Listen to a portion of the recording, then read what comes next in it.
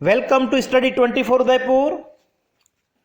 इस वीडियो में हम यूपी प्रवक्ता भर्ती परीक्षा 2013 जिसका पेपर हुआ था 2015 में, तो आज के इस वीडियो में हम इस पेपर को सोल्व करने वाले हैं। इस पेपर में कुल 125 मल्टीपल चॉइस क्वेश्चंस हैं। आज हम पार्ट फर्स्ट में इसके 125 में से 50 मल्टीपल चॉइस क्वेश्चंस को देखेंगे। पार्ट सेकंड में हम बाकी के बचे हुए जो 75 में एमसीक्यूज हैं उनको हम सोल्व करने वाले हैं। तो देखिए, सबसे पहला जो आज का हमारा प्रश्न है उसको लेते हैं। लाभ का नव प्रवर्तन सिद्धांत इनोवेशन थ्योरी ऑफ प्रॉफिट का प्रतिपादन करने वाले अर्थशास्त्री कौन हैं? तो इसमें जो आपका करेक्ट आंसर हो जाएगा वो कौन सा हो जाएगा?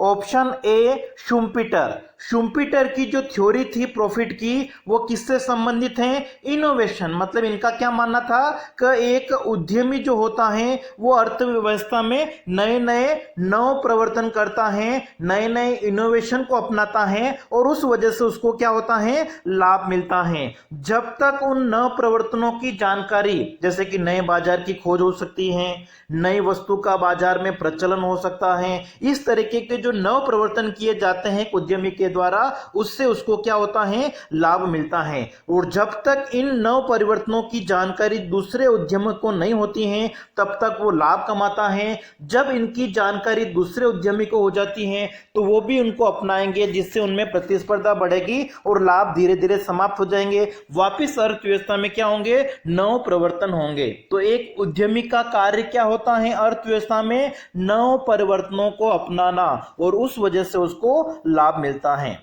सेकंड प्रश्न हमारा है, मांग का नियम बताता है, लॉ ऑफ डिमांड जो है वो क्या बताता है कि जब प्राइस कम होती है तो डिमांड क्या होगी? बढ़ेगी। वस्तु की कीमत कम होने पर मांग बढ़ती है और कीमत बढ़ने पर मांग कम हो जाती है। मतलब प्राइस और डिमांड, कीमत और मांग में नेगेटिव इनवर्स रिलेशन होता है, विपरीत संबंध पाया जाता है, इसको दर्शाता है। तो करेक्ट आंसर इसमें आपका कौन सा हो जाएगा? Option C. जब कीमत घटती है तो मांग क्या होगी? बढ़ेगी। अगला देखिए, शून्य आधार बजट, जीरो बेस बजट की बात की गई है कि जीरो बेस बजट का जो कंसेप्ट है वो किसके द्वारा दिया गया है? तो इसका जो सही आंसर हो जाएगा वो हो जाएगा अमेरिकी अर्थशास्त्री के द्वारा दिया गया है, पीटर ए पायर के द्वारा। और कब दिया गया था? 1969 में। इसको क्या कहा जाता है? सनसेट सिस्टम, सूर्यास्त बजट प्रणाली भी इसको हम कहते हैं। और इसमें क्या होता है कि किन्हीं मदों पर बजट में जो पहले व्यय किया जाता है उस पर ध्यान नहीं दिया जाता है। आगे आने वाले कार्यों पर सरकार के द्वारा जो खर्चा किया जाएगा, जिन मदों पर खर्चा किया जाएगा उन्हीं के ऊपर ध्यान दिया जाता है। तो शून्य आधार बजट प्रणाली है वो पीटर ए पायर के साथ में संबंधित है। अगला देखिए, भारतीय स्टेट बैंक की स्थापना किस समिति की सिफारिश पर की गई थी? SBI, state bank of India का जो पहले नाम था वो क्या था? Imperial bank. और इसकी जो स्थापना है वो की गई थी 1 जुलाई 1955 को। ठीक है, उससे पहले ये इंपीरियल बैंक के रूप में कार्य करता था। 1 जुलाई 1955 को भारतीय स्टेट बैंक की स्थापना की गई थी। और किस समिति की सिफारिश पर की गई थी? गोरेवाला समिति की सिफारिश पर की गई थी। और उस समय इसके जो 7 सहयोगी बैंक थे, state bank of Bikaner and Jaipur, state bank of Hyderabad, Patiala, Indore, Mysore, Saurashtra, Travancore, ये सारे इसके सहयोगी बैंक थे। नेक्स्ट देखिए, कौन सा राज्य सबसे ज्यादा क्षेत्रफल का प्रयोग कॉफी उत्पादन के लिए करता है? कॉफी उत्पादन के लिए सबसे ज्यादा जो क्षेत्रफल है, जैसे दक्षिण भारतीय राज्यों की बात करें हम तो वहां पे कॉफी का उत्पादन होता है और सबसे ज्यादा जो क्षेत्र है वो कहां पे है? कर्नाटक में। ठीक है, ऑप्शन हमारा हो जाएगा इसमें सी। अगला है, न्यूनतम क्रांतिक प्रयास, मिनिमम क्रिटिकल एफर्ट जो थ्योरी है के अनुसार आय बढ़ने के पश्चात जनसंख्या बढ़ने का कारण क्या है? देखिए, न्यूनतम क्रांतिक प्राइस जो सिद्धांत है वो दिया गया था लिबिंस्टन के द्वारा 1957 में।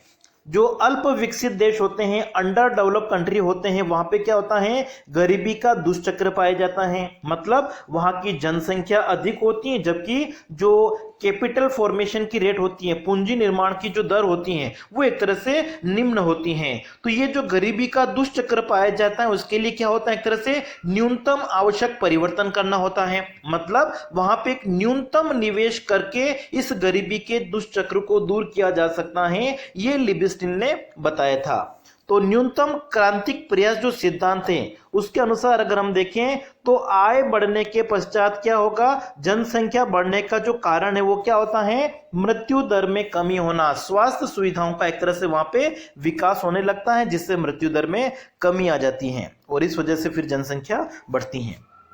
अगला देखिए, सिडबी का मुख्यालय, ठीक है, सिडबी क्या है, भारतीय लघु उद्योग विकास बैंक है, जो वित्त मंत्रालय के अधीन कार्य करता है और इसकी स्थापना की गई थी 1990 में, ठीक है, अप्रैल 1990 में। और ये जो बैंक होता है वो वित्त मंत्रालय के अधीन कार्य करता है, जो आरबीआई होता है उसके द्वारा विनियमित होता है। ये जो एमएसएमई होते हैं उनको सस्ते ब्याज दर पर ऋण उपलब्ध कराने का कार्य करता है और इसका जो मुख्यालय है वो कहां पे है, लखनऊ में। अगला है, कौन सा युग्म सही नहीं है? एक्सिम बैंक आयात निर्यात से संबंधित है, आईडीबीआई औद्योगिक वित्त के लिए कार्य करता है, आरबीआई को बैंकों का बैंक कहा जाता है, एफसीआई, ठीक है, एफसीआई क्या है, फूड कॉर्पोरेशन ऑफ इंडिया। तो ये ऑप्शन हमारा यहाँ पे क्या है, सही नहीं होगा, ठीक है। एफसीआई क्या है, भारत सरकार का कॉर्पोरेशन हम कह सकते हैं, जो उपभोक्ता मामले के मंत्रालय के अधीन कार्य करता है। नेक्स्ट है, निम्नलिखित में से किसे व्यापार की दृश्य मदों में सम्मिलित किया जाता है? विजिबल आइटम, ठीक है, जो ट्रेड होता है उसमें विजिबल आइटम किसको कहा जाता है? मतलब देखिए, जो सर्विसेज होती हैं, सेवाएं होती हैं, जैसे कि बैंकिंग, बीमा, ठीक है, जहाज रानी, तो ये सब एक तरह से किस में आता है, इनविजिबल में आता है। लेकिन वस्तुओं का जो आयात निर्यात होता है, वस्तुओं का जो लेन देन होता है, उसको हम किस में शामिल करते हैं, विजिबल में शामिल करते हैं, दृश्य मदे कहा जाता है। तो वस्तुओं का जो निर्यात होता है या वस्तुओं का जो आयात होता है वो किस में आता है, दृश्य मदों में आएगा, ठीक है। दृश्य मदों में वस्तुओं को लिया जाता है, बाकी सारी जो सेवाएं होती हैं, कैपिटल होती हैं, वो सब किस में आती हैं, इनविजिबल में आएगी। तो वस्तुओं के निर्यात से जो आय होती हैं वो दृश्य मदों में सम्मिलित की जाएगी। अगला है, चक्रीय योजना, रोलिंग प्लान के बारे में है। चक्रीय योजना की अवधारणा की वकालत अपनी पुस्तक Indian economic planning in its broader setting में किसने की? तो देखिए, ये जो पुस्तक है वो किसके द्वारा लिखी गई है? ये पुस्तकें गुन्नार मिडल की हैं। ऑप्शन हमारा सी इसमें करेक्ट आंसर हो जाएगा। चक्रीय योजना को हम अनवरत योजना भी कहते हैं और इसमें एक तरह से क्या होता है, जो भी प्लानिंग की जाती, जो योजना बनाई जाती है, उसकी जो इफेक्टिवनेस होती है, जो प्रभावशीलता होती है, उसका मूल्यांकन वार्षिक आधार पर किया जाता है और फिर उसी के आधार पर अगले वर्ष की नई योजना बनाई जाती है। भारत में अगर हम देखें तो जो 5वीं पंचवर्षीय योजना थी उसको 1977-78 में बंद कर दिया गया था और उसके बाद में 78 से 80, ठीक है, 78 से 80 के लिए 2 वर्षीय योजना बनाई गई थी, ठीक है, जिसको हम एक तरह से रोलिंग प्लान कहते हैं। अच्छा, भारत में जो चक्रीय योजना है उसका जनक किसको कहा जाता है? डी.टी. लकड़ावाला को कहा जाता है। अगला प्रश्न देखिए, निम्नलिखित में से कौन एक पूर्ण रोजगार की प्राप्ति में बाधक है? पूर्ण रोजगार की जो अवधारणा है, फुल एम्प्लॉयमेंट, मतलब जो लोग काम करना चाहते हैं सभी लोगों को काम मिल जाता है। तो उसमें बाधक की अगर हम बात करें तो मजदूरी दर को लोचशील माना गया है, कीमत भी लोचशील होती हैं। गैर लोचशील ब्याज की दर जो होती है वो बाधक हो सकती है। ठीक है, ब्याज की दरों में अगर हम परिवर्तन कर सकते हैं उसको हम क्या कहते हैं, लोचशील। लेकिन ब्याज की दर अगर स्थिर होगी तो इस स्थिति में मौद्रिक नीति का प्रयोग नहीं किया जा सकता है। तो पूर्ण रोजगार की प्राप्ति में जो गैर लोचशील ब्याज की दर है वो बाधक होगी। ऑप्शन हमारा हो जाएगा इसमें डी। नेक्स्ट देखिए, हवाला क्या है। ठीक है, हवाला क्या है, जो विदेशी मुद्रा होती हैं उसका गैर कानूनी तरीके से अगर क्रय विक्रय किया जाता है, विदेशी विनिमय का अवैधानिक रूप से जो लेन देन किया जाता है उसको क्या कहा जाता है, हवाला कहा जाता है।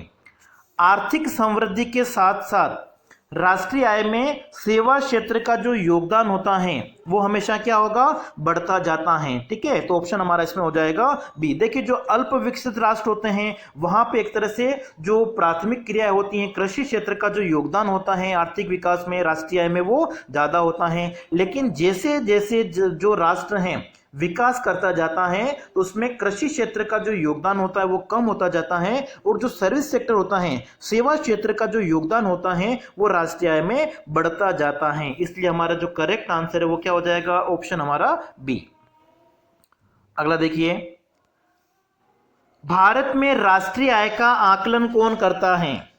ठीक है, नेशनल इनकम की अगर हम बात करें तो नेशनल इनकम के लिए जो राष्ट्रीय आय के आंकड़े होते हैं उनका संकलन, प्रकाशन करना या उनकी गणना करने का जो कार्य है वो कौन करता है, केंद्रीय सांख्यिकी कार्यालय। ठीक है, देखिए पहले इसका नाम संगठन था केंद्रीय सांख्यिकी संगठन, लेकिन वर्तमान में इसको हम जानते हैं CSO, और उसकी फुल फॉर्म क्या हो जाएगी, केंद्रीय सांख्यिकी कार्यालय, सेंट्रल स्टैटिस्टिकल ऑफिस के नाम से जाना जाता है। और इसका गठन हुआ था 1951 में। ठीक है, भारत में राष्ट्रीय की जो गणना है वो CSO के द्वारा की जाती है। ये सांख्यिकी मामलों में सरकार का सलाहकार होता है, और इसका जो हेड क्वार्टर है, मुख्यालय है, वो कहां पे है, नई दिल्ली में। तो राष्ट्रीय आय के आकलन का कार्य CSO के द्वारा किया जाता है।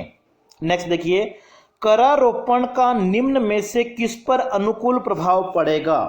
ठीक है, सरकार अगर क्या करती हैं, टैक्स लगाती हैं, तो टैक्स लगाने से एक तरह से जो हमको पूछा हुआ है किसके ऊपर अनुकूल प्रभाव पड़ेगा, तो यहां पर आपका जो करेक्ट आंसर है वो हो जाएगा ऑप्शन हमारा तीसरा। ठीक है, जो आय वितरण में असमानता होती हैं उसको टैक्स के द्वारा कम किया जा सकता है। ठीक है, आय की जो विषमता होती है, जैसे कि सरकार क्या करेगी, जो अमीर व्यक्ति हैं उनके ऊपर टैक्स लगाएगी, जिससे उनका अतिरिक्त पैसा सरकार के पास आएगा, उनको सरकार क्या करेगी, गरीब लोगों के कल्याण के ऊपर खर्च करेगी। तो आय के वितरण में जो असमानता होती हैं उसको कम करने के लिए करारोपण जो है वो अनुकूल प्रभाव की हम बात कर रहे थे। अगला है, ग्रामीण बैंक और माइक्रो क्रेडिट जो है वो किसके साथ में संबंधित हैं। ठीक है, तो ये माइक्रो क्रेडिट और ग्रामीण बैंक, ठीक है, ये है मोहम्मद यूनुस समिति के साथ में संबंधित हैं, जिसकी स्थापना की गई थी 1976 में, और स्वतंत्र बैंक के रूप में ग्रामीण बैंकों ने कार्य करना प्रारंभ किया गया था 1983 में।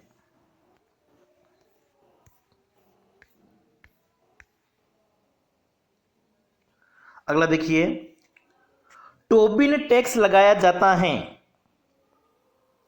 ठीक है, टोबिन टैक्स का जो संबंध है वो किसके साथ में है, विदेशी मुद्रा का जो क्रय विक्रय होता है या विदेशी पूंजी का हमारे देश में जो आगमन होता है उसके ऊपर जो टैक्स लगाया जाएगा उसको हम क्या कहते हैं, टोबिन टैक्स कहते हैं। मतलब हमारा जो घरेलू वित्तीय ढांचा है उसके ऊपर नेगेटिव इफेक्ट नहीं पड़े, विपरीत प्रभाव नहीं पड़े, ऋणात्मक प्रभाव नहीं पड़े, उसके लिए एक तरह से टोबिन टैक्स लगाया जाता है। ऑप्शन हमारा सी। अगला है, अंतरराष्ट्रीय व्यापार का बैकवॉश इफेक्ट शब्दावली का सर्वप्रथम प्रयोग जो है वो किसके द्वारा किया गया था। ठीक है, बैकवॉश इफेक्ट का मतलब एक तरह से क्या हो गया कि जो विकसित क्षेत्र होते हैं वहां पे अच्छी सुविधा होती है, वहां पे अच्छी शिक्षा का स्तर होता है, अच्छी आय का स्तर होता है, स्वास्थ्य सुविधाएं होती हैं, मतलब अच्छी नौकरी के अवसर पाए जाते हैं विकसित क्षेत्रों में।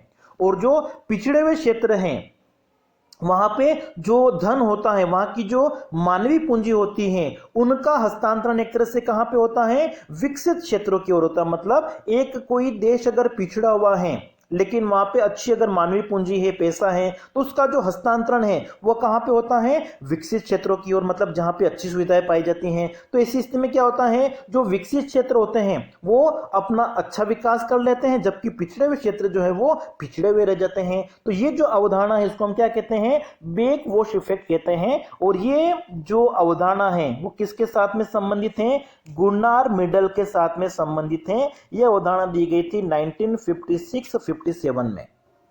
मतलब जो विकसित देश होते हैं, विकसित क्षेत्र होते हैं, उनका ज्यादा विकास होता है, क्योंकि जो गरीब निर्धन देश होते हैं, अविकसित या पिछड़े हुए देश होते हैं, वहां से पूंजी और मानवीय संसाधनों का जो हस्तांतरण है वो विकसित राष्ट्रों की ओर हो जाता है, जिसको बैक वॉश इफेक्ट कहा जाता है।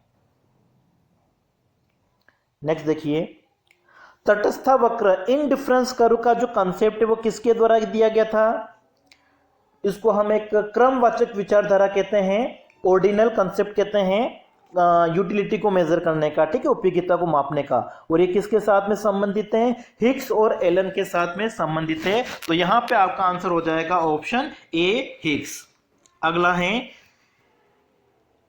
ठीक है, यूटिलिटी जो है वो साइकोलॉजिकल कंसेप्ट है। उपयोगिता एक मनोवैज्ञानिक विचार है, इसलिए इसको अपन क्या कर सकते हैं? माप सकते हैं, उपयोगिता की गणना की जा सकती है। ठीक है, उपयोगिता एक तरह से क्या है? कार्डिनल कॉन्सेप्ट है। ठीक है, उपयोगिता को हम क्या कर सकते हैं? माप सकते हैं, उसकी गणना की जा सकती है। अगला है, 2011 की जनगणना के अनुसार लिंग अनुपात प्रति हजार। देखिए, भारत के संदर्भ में अगर हम देखें तो भारत में जो लिंग अनुपात है प्रति हजार 2011 की जनगणना के अनुसार वो है 943 है। ठीक है, तो यहां पे देखिए किसी भी ऑप्शन में नहीं दे रखा है, तो इसको आप एक बार चेक कर लीजिएगा। अगला है, स्टैगफ्लेशन क्या है? ठीक है, स्टैगफ्लेशन का मतलब क्या हो गया? जब अर्थव्यवस्था में मुद्रास्फीति भी होती है, इन्फ्लेशन के साथ साथ में अनएम्प्लॉयमेंट, जो बेरोजगारी की दर है वो उच्च पाई जाती है, उसको हम क्या कहते हैं? स्टैगफ्लेशन कहते हैं। तो यहां पे आपका आंसर हो जाएगा ऑप्शन ए, मुद्रास्फीति के साथ में जब अर्थव्यवस्था में मंदी की स्थिति पाई जाती है। ठीक है, इस स्थिति में क्या होता है? देखो, देश की जो जीडीपी है वो कम हो जाती है। ठीक है, जीडीपी कम हो जाती है, जो अनएम्प्लॉयमेंट है, बेरोजगारी है, वो बढ़ने लग जाती हैं। जीडीपी कम होने से वस्तुओं की मांग भी कम होती है, लेकिन वस्तुओं की जो कीमतें हैं वो बढ़ने की प्रवृत्ति पाई जाती है, इन्फ्लेशन पाया जाता है साथ साथ में। तो जब जीडीपी कम होती है, बेरोजगारी ज्यादा होती है, वस्तुओं की मांग कम होती है लेकिन उनकी कीमतें ज्यादा होती हैं, मुद्रास्फीति, ये स्थिति जब साथ साथ में देखने को मिलती है, इसको नाम दिया गया था स्टैगफ्लेशन। ठीक है, और विश्व में ये 1970 के दशक में ये स्थिति देखने को मिली थी। अगला है, आगत निर्गत विश्लेषण, इनपुट आउटपुट जो एनालिसिस है वो किसके द्वारा विकसित किया गया था? डब्ल्यू लियोन्टिफ के द्वारा विकसित किया गया था। ऑप्शन हमारा डी। और एक तरह से ये अंतर औद्योगिक प्रभाव विश्लेषण के साथ में संबंधित है, मतलब उत्पादन की मात्रा और अर्थव्यवस्था के विभिन्न क्षेत्रों के बीच में इनका एलोकेशन, आवंटन किस प्रकार से होता है उसका अध्ययन किया जाता है। अगला है, कौन सी समिति ने 1972 में अपनी रिपोर्ट में राज्यों द्वारा कृषि जोत पर कर लगाने का सुझाव दिया गया था? ठीक है, कृषि जोत के ऊपर कर लगाया जा सकता है। ये राज्य समिति की अनुशंसा पे आधारित हैं, जो 1972 में डॉक्टर के.एन. राज्य की अध्यक्षता में गठित किया गया था। जो एग्रीकल्चर होल्डिंग होती हैं उनके ऊपर भी टैक्स लगाया जाना चाहिए, उसका सुझाव दिया गया था इनके द्वारा। अगला देखिए, निर्मल ग्राम पुरस्कार संबंधित हैं। ठीक है, निर्मल ग्राम मतलब जो स्वच्छ गांव, एक तरह से हम कह सकते हैं 2003-2004 में भारत सरकार के द्वारा इसको प्रारंभ किया गया था। मतलब जो ग्रामीण क्षेत्र है वहां पे अच्छी स्वास्थ्य सुविधाएं हैं, वहां पे जो जीवन स्तर है वो बेहतर एक तरह से कर सकें। तो ऐसी ग्राम पंचायतों को, ग्राम जो ब्लॉक होते हैं उनको प्रोत्साहन देने के लिए पुरस्कार प्रदान किया जाता है। ठीक है, निर्मल ग्राम पुरस्कार के अंतर्गत। तो यहां पर अगर हम देखें तो हमारा जो करेक्ट आंसर वो हो जाएगा संपूर्ण स्वच्छता अभियान। ठीक है, केवल ग्रामीण पेयजल की हम बात नहीं कर रहे, केवल हम शिक्षा की नहीं बात कर रहे हैं, संपूर्ण स्वच्छता अभियान की बात कर रहे हैं। ठीक है, इसमें हम शिक्षा, स्वास्थ्य सभी की बात करते हैं। अगला है द एक्यूमुलेशन ऑफ कैपिटल, पूंजी का संचय नामक पुस्तक जो है वो किसके द्वारा लिखी गई है? जॉन रॉबिन्सन के द्वारा लिखी गई है यह पुस्तक, ऑप्शन हमारा ए। अगला है कौन से भारतीय शहर की जनसंख्या सबसे अधिक है? ठीक है, मुंबई की जनसंख्या जो है वो सबसे ज्यादा है।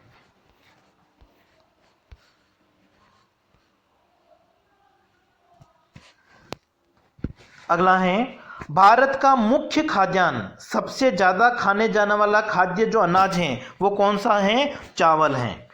अगला देखिए, निम्नलिखित में से कौन मानवीय विकास सूचकांक का तत्व नहीं है? ह्यूमन डेवलपमेंट इंडेक्स की अगर हम बात करें तो इस अवधारणा की जो खोज है वो 1990 में पाकिस्तानी अर्थशास्त्री महबूब उल हक के द्वारा की गई थी और इसके अंतर्गत जो संकेतक हैं, 3 संकेतकों का प्रयोग किया जाता है: शिक्षा, जीवन प्रत्याशा और जीवन स्तर या प्रति व्यक्ति आय।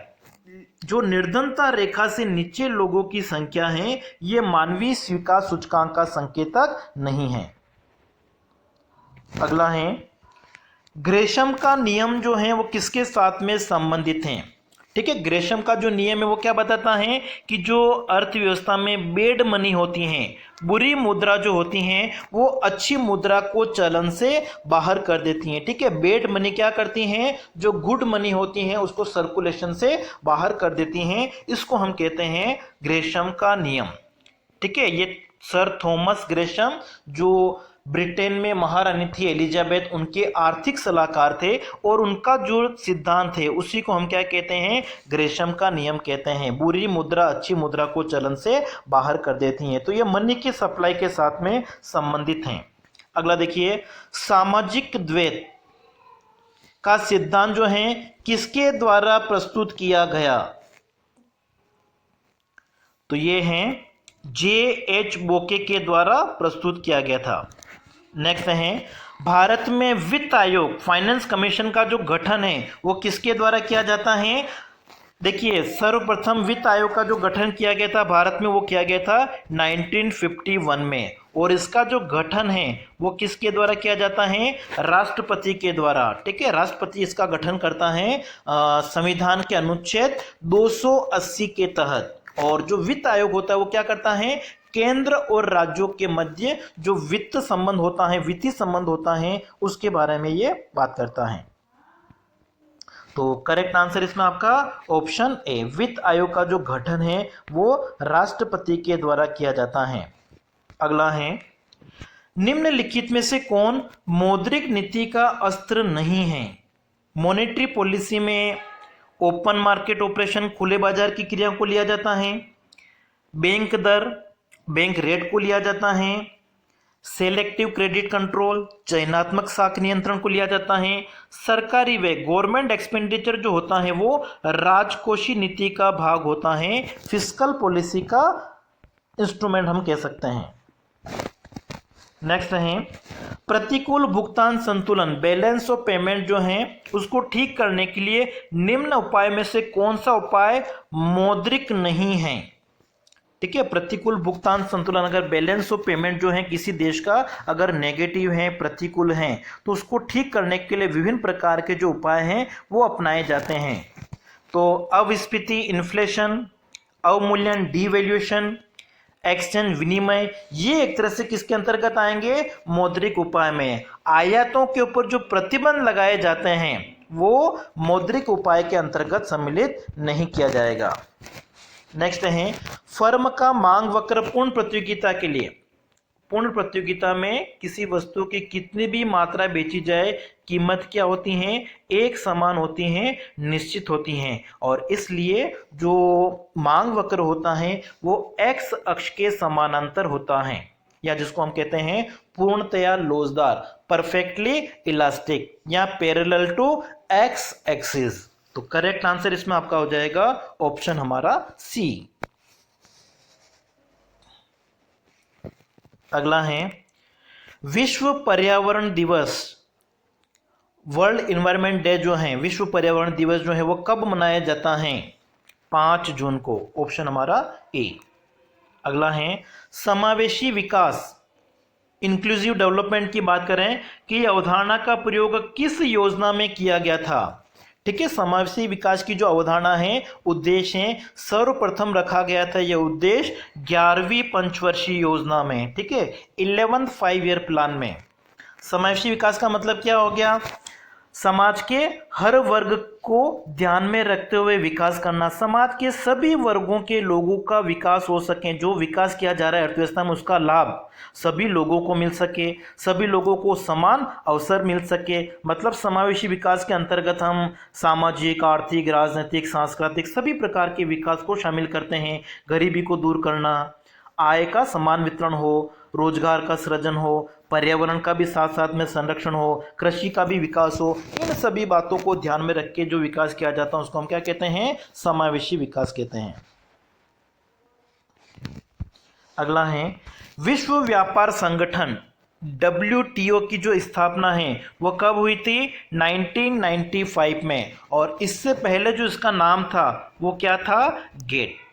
ठीक है, गेट का जो नाम है वो बदलकर 1995 में क्या कर दिया गया? WTO, विश्व व्यापार संगठन। तो विश्व व्यापार संगठन की जो स्थापना है वो कब की गई? 1995 में। अगला देखिए, कौन सा राज्य शैक्षिक विकास सूचकांक DIS में प्रथम स्थान पर है? तो जिस राज्य में शिक्षा का उच्च स्तर है भारत में अगर हम देखें तो इसमें केरल जो है वो इसमें प्रथम स्थान पे है। अगला देखिए, क्राउडिंग आउट प्रभाव क्या है? क्राउडिंग आउट इफेक्ट किसको कहा जाता है? कि जब अर्थव्यवस्था में सरकार के द्वारा निवेश को बढ़ाया जाता है, सरकार अपना व्यय बढ़ाती है, तो सरकारी व्यय बढ़ने से क्या होगा? जो रेट ऑफ इंटरेस्ट है, ब्याज की दरें हैं वो बढ़ती हैं, और ब्याज की दर बढ़ने से निजी निवेश कम हो जाता है या निजी निवेश आना रुक भी सकता है। बिल्कुल, इसको एक तरह से हम कहते हैं क्राउडिंग आउट इफेक्ट कहते हैं। ऑप्शन हमारा इसमें हो जाएगा डी। अगला देखिए, निम्नलिखित में से कौन भारत सरकार के योजनागत व्यय के अंतर्गत आता है? योजनागत व्यय जो प्लानिंग एक्सपेंडिचर होता है, प्लान्ड एक्सपेंडिचर जिसको हम कह सकते हैं, उसके अंदर इनमें से किसको शामिल किया जाएगा?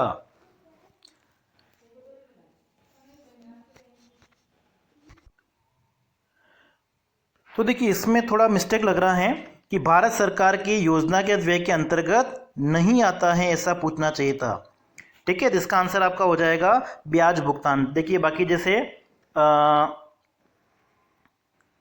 ब्याज भुगतान, सब्सिडी, ठीक है, योजनागत व्यय के अंतर्गत नहीं आता है।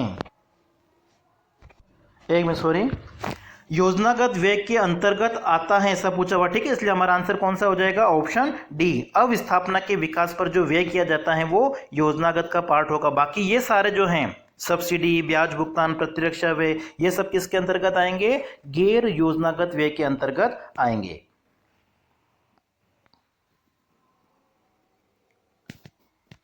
अगला है, निम्नलिखित संभावित अनुपातों में से किसी देश के लिए कौन सी पूंजी उत्पादन दर सर्वाधिक लाभदायक होगी?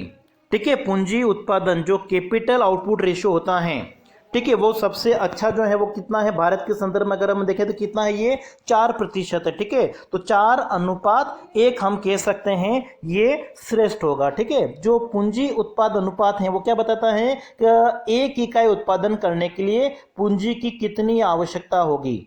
जैसे अगर हम कहें कि माना कि भारत में जो पूंजी उत्पाद अनुपात है वो कितना है? 4%। ठीक है, कितना है? 4% है। और भारत सरकार अगर अगले वित्तीय वर्ष में जैसे चाहती है कि हमारे जो विकास हो वो कितनी हो? 9% आर्थिक वृद्धि की दर हो, तो ऐसी स्थिति में जो निवेश को बढ़ाना पड़ेगा वो बचत जो अपन देखते हैं GDP का वो कितना होगा? 9 × 4 इक्वल टू कितना होना चाहिए? 36% होना चाहिए। ठीक है, जो हम इसके द्वारा ज्ञात कर सकते हैं। तो सर्वाधिक लाभदायक जो है वो ऑप्शन आपका सी होना चाहिए। अगला है, हिंदू वृद्धि दर का संबंध निम्नलिखित में से किसके साथ में है? ठीक है, हिंदू वृद्धि दर की जो अवधारणा है वो दी गई थी प्रोफेसर राजा कृष्ण के द्वारा। ठीक है, राजा कृष्णा 1950 से लेके 1980 तक की जो अवधि थी उसमें जो पंचवर्षीय योजनाएं थी उसमें भारत की जो विकास दर थी वो निम्न थी। निम्न का मतलब लगभग ये थी 3.5% के आसपास। ठीक है, इसलिए जो प्रोफेसर राजकृष्णा थे उन्होंने एक तरह से इसको कहा था हिंदू वृद्धि दर। ठीक है, उन्होंने मजाक में कहा था, लेकिन ये बात जो है वो बहुत ज्यादा पॉपुलर हो गई। अगला है, वास्तविक शेष प्रभाव जो है वो किसके द्वारा दिया गया है? रियल बैलेंस इफेक्ट जो है, मतलब लोगों के पास में जो नकद रूप में जो स्टॉक रखा जाता है उसकी क्रय शक्ति के साथ में संबंधित है। डॉन पेटिनकर ने दिया था ये। ठीक है, और उसके बाद में इसका जो संबंध है वो पिगू के साथ में भी है। ऑप्शन हमारा इसमें हो जाएगा सी।